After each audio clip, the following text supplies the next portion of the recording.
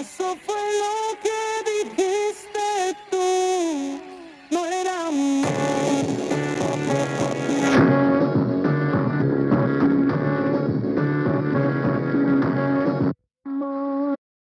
গ্রামকে ঘিরে ফেল চারিদিক দিয়ে, আজ যেন ও আমাদের হাতের নাগাল থেকে পালাতে না পারে।